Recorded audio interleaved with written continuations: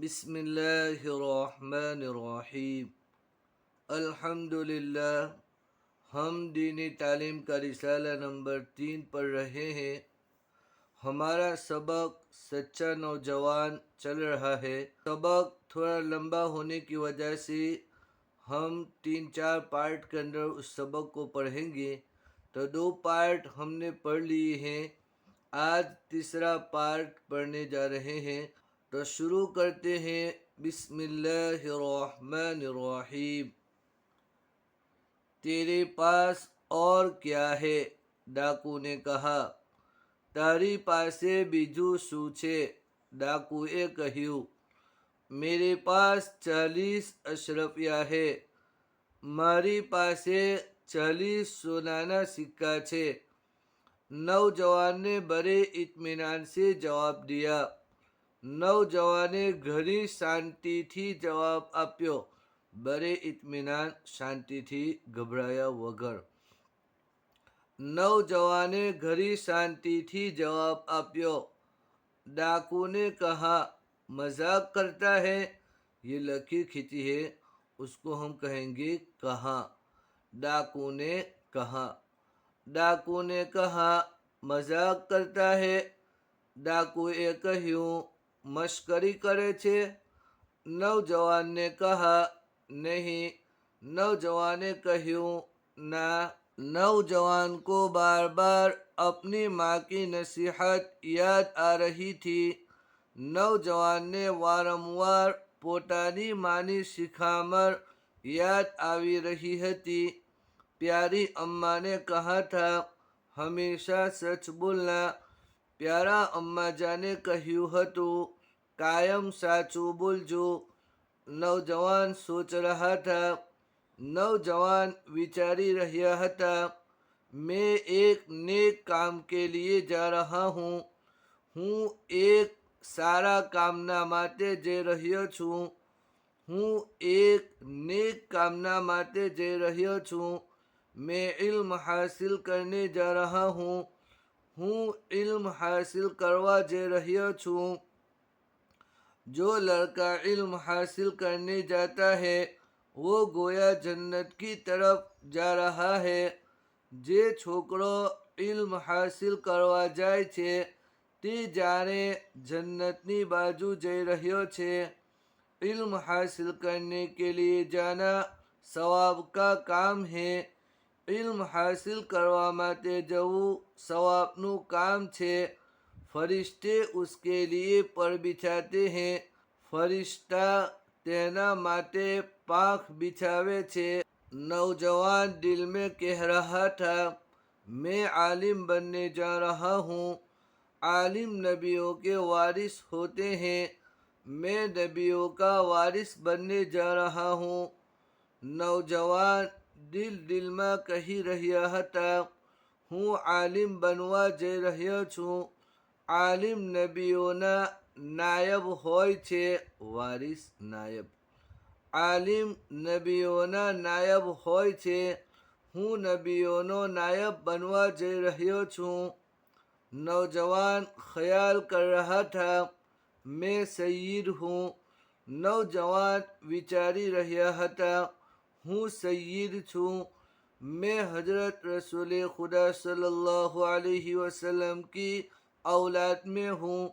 हूँ हजरत रसूलुल्लाह सल्लल्लाहु अलैहि वसल्लम नी औलाद में छूँ। मुझे झूठ बोलना किसी तरह ज़ेबा नहीं। मारा माटे जूठो बोलवू कोई पर रीते योग्य नहीं। कोई पर रीते सारू न लागे। ज़ेबा नहीं, योग्य नहीं, सारू न लागे। मारा माटे जूठू बोलवू कोई पर रीते योग्य नहीं। 40 अशरफिया तो क्या जान भी जाती रहे, मैं झूठ नहीं बोलूँगा। 40 सोनाना सिक्का तो शू जीव पर जतो रहे, हूँ झूठ न बोलीश। एक मुसलमान झूठ नहीं बोल सकता। एक मुसलमान झूठू नहीं बोली सकता। उसको कोई खौफ हो वो कभी झूठ नहीं बोल सकता। तेने कोई बीक होय तो पर ते झूठू नहीं बोली सकता। तारीफ की बात यही है कि खौफ और खतरा के वक्त सच बोले। खूबी नी बात, तारीफ यहाँ वखार माना नहीं करेंगे, बल्कि तारीफ का माना यहाँ करेंगे खूबी।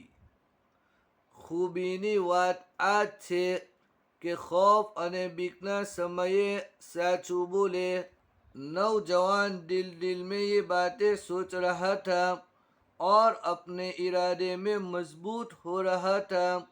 नौजवान दिल में आ वातो विचारी રહ્યા હતા અને પોતાના વિચારોમાં પાક્કા થઈ રહ્યા હતા। इतनी देर में एक दूसरा डाकू उसके पास पहुंचा। इतनी वार में एक बीजो डाकू एमनी पासे આવ્યો। उसने नौजवान का हाथ झटक कर कहा। तेरे नौजवान ने हाथ जोरથી હલાવીને કહ્યું, तेरे पास क्या है? तारी पासे શું છે? नौजवान ने कहा। ये छोटी सी लकीर है, उसको कहा समझा जाएगा। नौजवान ने कहा 40 अशरफिया। नौजवान ने કહ્યું 40 सोनाना सिक्का। नौजवान ने ऐसी लापरवाही और इत्मीनान से जवाब दिया कि डाकू हैरान रह गया। नौजवाने એવી લાપરવાહી અને શાંતિથી જવાબ આપ્યો કે ડાકુ આશ્ચર્યચકિત થઈ ગયા। નૌજવાને એવી લાપરવાહી અને શાંતિથી જવાબ આપ્યો કે ડાકુ આશ્ચર્યચકિત થઈ ગયા। તાજ્જુબમાં પડી गया, विचार में पड़ी गया। वो अव्वल समझा कि मजाक कर रहा है। ते पहला समझा कि मजाक करी રહ્યા છે, मश्करी करी રહ્યા છે। फिर ख्याल किया कि मजाक का ये क्या मौका है। પછી વિચાર કર્યો કે મશ્કરીનો શું આ ટાઈમ છે। जब बड़े बड़े आदमी बदहवास है तो इस नौजवान की क्या हिम्मत हो सकती थी कि मजाक करे। જ્યારે મોટા મોટા માણસો ગભરાઈ ગયા છે તો આ નौजवानની શું હિંમત થઈ શકે છે કે મશ્કરી કરે। उसने हैरान होकर यही सोचा कि इस नौजवान को सरदार के पास ले चलो। तेने आश्चर्यचकित થઈને તેને તાજ્જુબમાં પડીને આ જ વિચાર્યું કે આ નौजवानને સરદારના પાસે લઈ ચાલો। ये कोई मामूली लड़का नहीं। वो डाकू नौजवान को सरदार के पास ले गया। आ कोई सामान्य छोकरो, मामूली सामान्य, आ कोई सामान्य छोकरो नहीं। ते डाकू नौजवान ने सरदारना पासे ले गयो और सारा वाक्य उसको सुनाया અને આખો કિસ્સો તેને સંભળાવ્યો। सरदार को हैरत हुई। सरदार ने आश्चर्य थયું। उसने गौर से नौजवान को ऊपर से नीचे तक देखा। तेने ध्यानથી नौजवानને ઉપરથી નીચે સુધી જોયા। सीधा सादा नौजवान, सीधो सादो नौजवान। चेहरे से शराफत टपकती थी।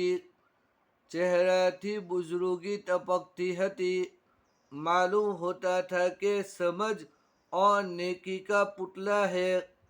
એવું લાગતું હતું કે માલુમ હોતા था, એવું લાગતું હતું કે સમજ અને नेकीનું પુતળું છે। सरदार ने तहजीब और शराफत से पूछा। सरदारे अदब અને ઇજ્જતથી પૂછ્યું। તહજીબ, અદબ, શરાફત, ઇજ્જત। સરદારે અદબ અને ઇજ્જતથી પૂછ્યું, સાહબજાદે तुम कौन हो? छोकरा તમે કોણ છો? कहाँ के रहने वाले हो? ક્યાંના રહેવાસી છો? नौजवान ने कहा। ये कहा पढ़ा जाएगा। नौजवान ने कहा। नौजवाने કહ્યું, मेरा नाम अब्दुल कादिर है, जिलान का रहने वाला हूँ। મારું નામ અબ્દુલ કાदिर છે, जिलानो रहवासी छू। सरदार ने कहा, कहाँ जा रहे हो?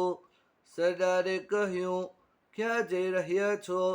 નौजवान ने कहा, बगदाद शरीफ। नौजवाने કહ્યું, बगदाद शरीफ। सरदार ने कहा, बगदाद जाकर क्या करोगे? सरदारे કહ્યું, बगदाद जैने શું કરશો? नौजवान ने कहा, इल्म हासिल करने जा रहा हूँ। नौजवाने કહ્યું, इल्म हासिल करवा જઈ રહ્યો છું, ज्ञान प्राप्त करवा જઈ રહ્યો છું। सरदार ने कहा, अच्छा तुम्हारे पास कुछ दाम है? सरदारे કહ્યું, સારું, તમારી પાસે કઈ પૈસા છે? नौजवान ने कहा, जी हाँ, मेरे पास 40 अशरफियाँ हैं।